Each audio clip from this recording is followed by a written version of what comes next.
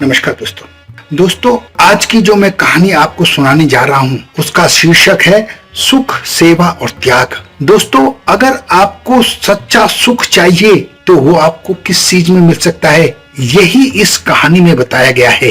दोस्तों, एक समय की बात है, एक सेठ रास्ते पर चला जा रहा था।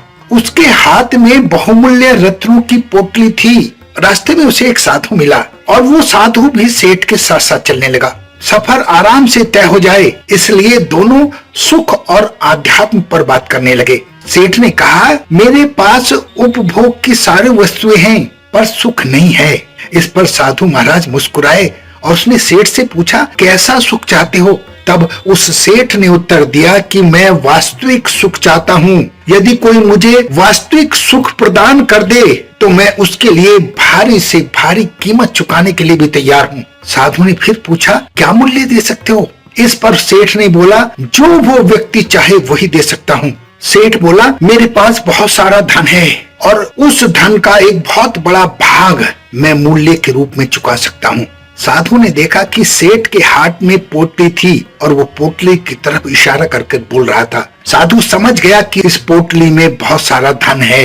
अब उस साधु ने उस सेठ से वो पोटली छीनी और भाग निकला। साधु चुस्त दुरुस्त था, इसलिए सेठ के पीछे पीछे भागने पर भी उसकी पकड़ में नहीं आया। अब सेठ के चेहरे की हवाइयां उड़ गईं। उसका सारा बहुमूल्य धन चला गया था, उसके सारे हीरे मोती चले गए थे। अब वो बहुत दुखी हुआ और बैठकर वहीं पर रोने लगा। इतने में वो साधु महाराज आए और उसके पीछे से पोटली उसके हाथ में डाल दी। पोटली को देखकर वो सेठ बड़ा खुश हुआ और उसने महाराज से कहा कि साधु महाराज, आपको पता है इस पोटली में क्या है? कहने लगे, हाँ मैं जानता हूँ, इसमें हीरे मोती हैं। ये सुनकर सेठ हैरान रह गया कि इतने बहुमूल्य हीरे मोती लेकर भी तुम मेरे पास वापस आ गए। सच में साधु महाराज, तुमने मुझे बहुत सुख दिया है, बड़ी खुशी दी है। तब उस साधु ने कहा कि ये हीरे मोती तो आपके पास पहले भी थे, लेकिन फिर भी तुम सुख की तलाश में घूम रहे थे। अब इनके चले जाने के बाद आप दुखी हो गए, तो आप सुख की तलाश में क्यों घूम रहे थे? क्या यही वास्तविक सुख है आपकी नजर में?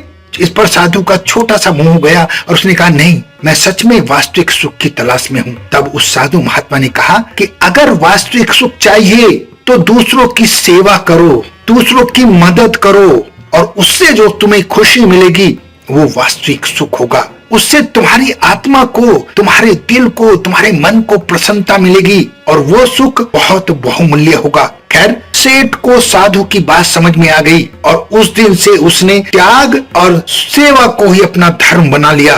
दोस्तों, बात छोटी सी है लेकिन सोचने वाली है। जीवन का वास्तविक सुख चाहिए तो लोगों से जुड़िए। जिनको मदद की जरूरत है उनको मदद कीजिए, जिनको सेवा की जरूरत है उनकी सेवा कीजिए। अपनी तरफ से वो सब करने की कोशिश कीजिए जिससे आपको सुख मिले। अपना बहुत ध्यान रखें, हंसते रहें, मुस्कुराते रहें, खुश रहें। धन्यवाद।